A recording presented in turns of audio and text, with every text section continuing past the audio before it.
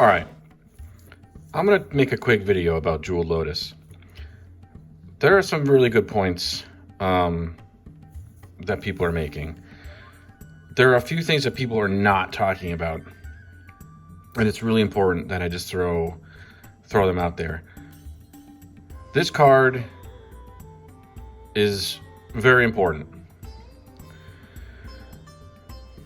Basically, what's going on now is we have this card. It was printed, what was it, 27 years ago? And it's very iconic, and it's the symbol of magic, and it's arguably the most powerful card ever printed. And it's only playable in one format that Wizards recognizes right now. If you type in Black Lotus on Gatherer, you go down to the banned and restricted, or whatever that little category is called. It's only playable in vintage, and it's restricted, so that means it's a one of. I'm not going to get into the whole reprint thing.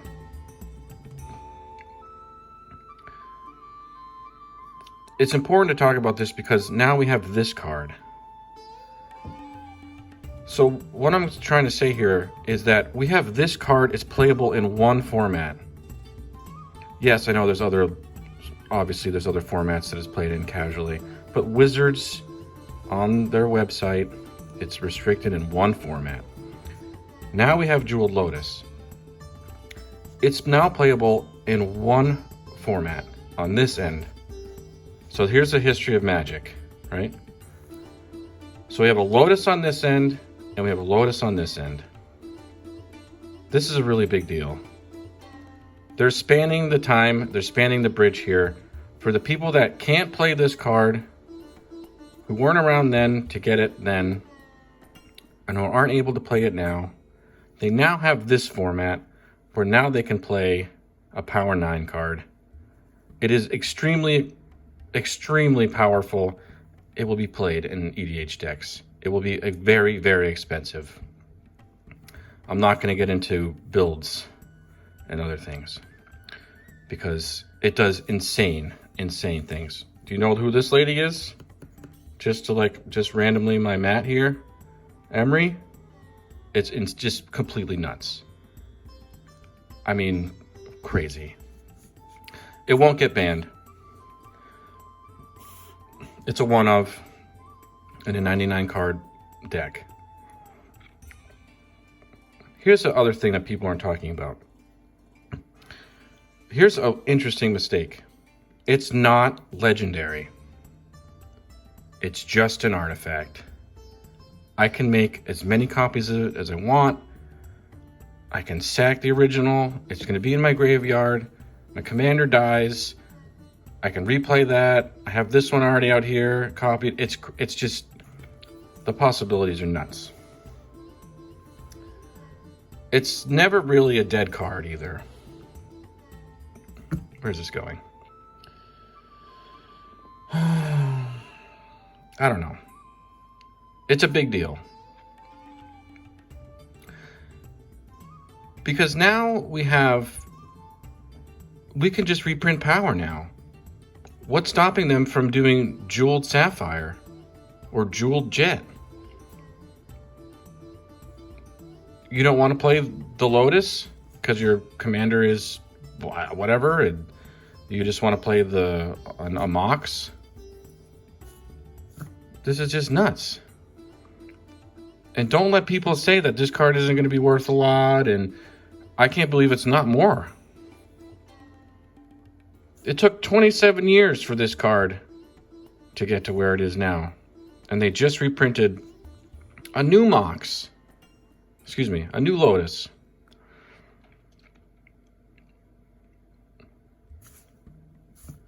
Are you seeing where I'm going with this? The scales of Magic it was like this. We have the super power heavy world over here, and we have this casual world over here. These people want to be over here, and now Wizards is doing this. The scales are evening out. It's a really big deal. So if they're going to reprint all the non-reprintable cards just for Commander, we have nothing to complain about. Because now you have your power. You can throw your power in your Commander deck. It's basically a vintage format anyway. So don't let people tell you that this card's not going to be expensive. It's not that good. It's unbelievable. And it's going to be very expensive. Just the two worlds are evening out now. I don't even know if this is making sense. I didn't want to get into the drama. I said that in one of my first videos. But this is a big deal. And the fact that it's not legendary just blows my mind. I can't believe that. That's so weird. I don't get it. Why wouldn't it be legendary? Mox Amber is legendary. Like, come on. This is crazy. I don't know. It took 27 years or whatever. And now we have this card. This card will be in every EDH deck. It will be in every competitive EDH deck. I don't think a zero converted mana cast card that you can tap for 3 mana, it's never a dead card. It just really is not. And the fact that we're now getting around reprints for Commander, I mean, Commander is just, it's officially like the format of forever, pretty much. I mean, why would I want to spend, I don't even know what Alpha Lotus is at right now. 70, 80, 90,000, $100,000? And people are complaining that this card is $150? Buy one, buy two, buy 4. Have a play set. For all those people that have 20 EDH decks, they're going to want one. And each one, I'm telling you, this is nuts. I can't believe the boxes are still $140, $150 when I'm making this. I don't even know what the foils are going to go for. Like the full art foil from the collector packs, that card's going to be nuts. $1,000? Sure. Holy cow. And people are complaining. And then look at this card.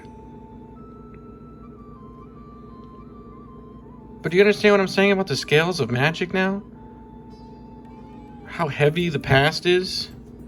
And we have all the reprint drama and the reserve list, and if they're just going to throw all that basically away and dump it into Commander, we have nothing ever to complain about anymore. So, be careful about the views of the YouTube influencers who are saying, oh, this card's broken, it's not that good, it's not going to be worth, it's going to be a $20 mythic. No. The card's busted, just like this one. It's going to be very expensive, just like this one. So if you want one, buy it. It's going to be worth it. That's all I'm going to say. This is a bigger like Magic globally news than just Commander. It's crazy. This card's crazy. I didn't see this coming. This is wild. Anyway, trust your gut. Trust your gut. If you see a card that gets spoiled and you're like, that's just amazing, trust your gut. That's all I'm going to say. Buy that pre-order copy. If it's a new Commander that you've been waiting for, it's a new land, we have a new Lotus. It's just wild. It's a big deal. It's a really, really big deal.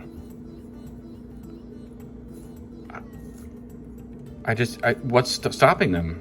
The Moxes are coming. If they can just get around everything and just dump it in Commander, they're just going to reprint everything. I mean, it's pretty genius. It really is. I mean, why would you spend $100,000 on this? I could spend $150 on this and play casually and play in tournaments as well. It's a big deal. This is just how I feel. I could be totally off. I could be totally wrong. I just feel like people are looking at it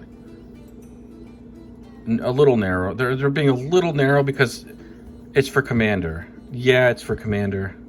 But, again, as a point I made, you can only play this card in one format that Wizards officially recognizes, and that's Vintage.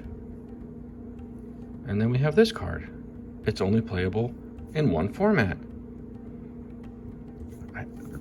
This is wild. This is huge. I mean, I can't believe it's not more. I mean, compared to this, and anyway. And at the end of the day, you got to trust your gut. It is fun to watch. I mean, when spoiler season is always. I mean, I know people are very passionate about this game. And it's good. It's good for the game. We care about this game. I get bummed when they ban cards. You know, when they print hate cards that destroy another card that I like, you know, I'm bummed. Anyway, this is a big deal. That's all I'm gonna say.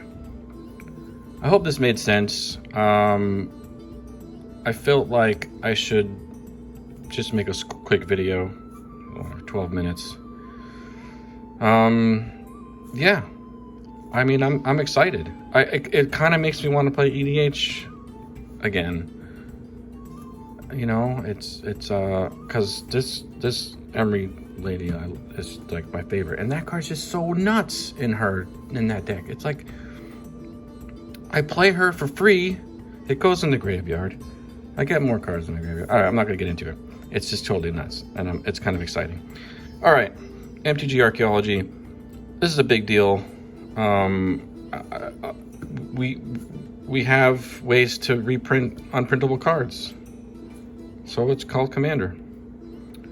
I mean, fantastic. We should be happy. Anyway, thanks for joining in.